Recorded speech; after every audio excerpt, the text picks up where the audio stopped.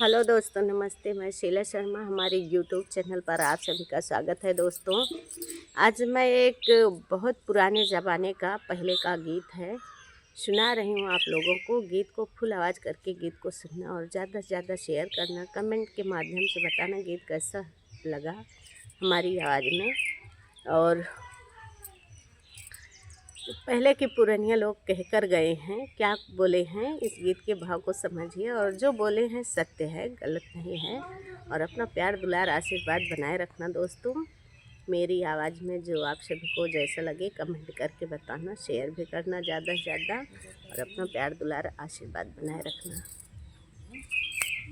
जामन कह के गाए पुरनिया सब कुछ आगे आवत बा। जामन कह के गाए पुरनिया सब कुछ आगे आवत बा।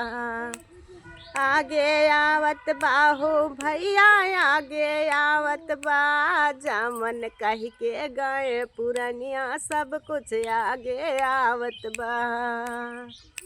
अरे बाप न जानै आपन नाम, बेटवा झारै तेरे नाम। अरे बाप न जानै आपन नाम, बेटवा झारै तेरे नाम। हाँ बेटवा झारै तेरे नाम, बेटवा झारै तेरे नाम। जौन कह के गए पुरनिया सब कुछ आगे आवत बा।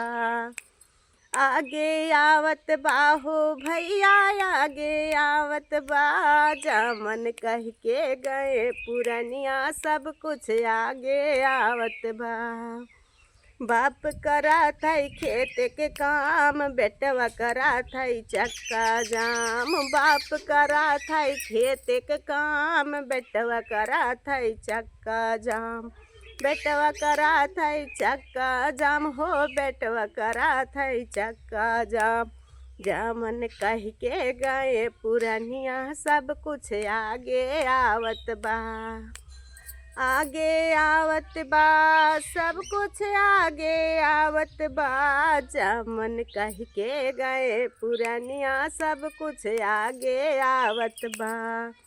बाप कनावै पौड़े, बेटवा नदी थहावत बा। बाप कनाया वै पौड़े, बेटवा नदी थहावत बा। हाँ बेटवा नदी थहावत बा भैया, बेटवा नदी थहावत बा।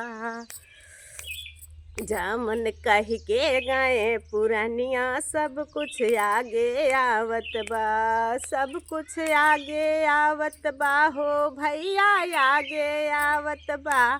जामन कह के गए पुरनिया सब कुछ आगे आवत बा। जामन कह के गए पुरनिया सब कुछ आगे आवत बा। घर में बाटै नानोन दाल, बहरे मारत बा भौका। घर में बाटै नानोन दाल, बहिरे मारत बा भौका। बहिरे मारत बा भौकाल, हाँ बहरे मारत बा भौका। जामन कह के गए पुरनिया सब कुछ आगे आवत बा। जामन कह के गए पुरनिया सब कुछ आगे आवत बा।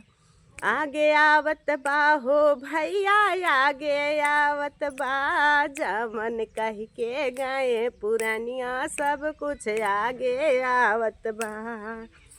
हाथ में कट्टा लंबा बात, देखा भैया एक चाल। हाथ में कट्टा लंबा बात, देखा भैया एक चाल। हाँ देखा भैया एक चाल। जामन कह के गए पुरनिया सब कुछ आगे आवत बा। सब कुछ आगे आवत बा हो भैया, आगे आवत बा। जामन कह के गए पुरनिया सब कुछ आगे आवत बा। जामन कह के गए पुरनिया सब कुछ आगे आवत बा। दोस्तों, कमेंट के माध्यम से बताना कैसा लगा।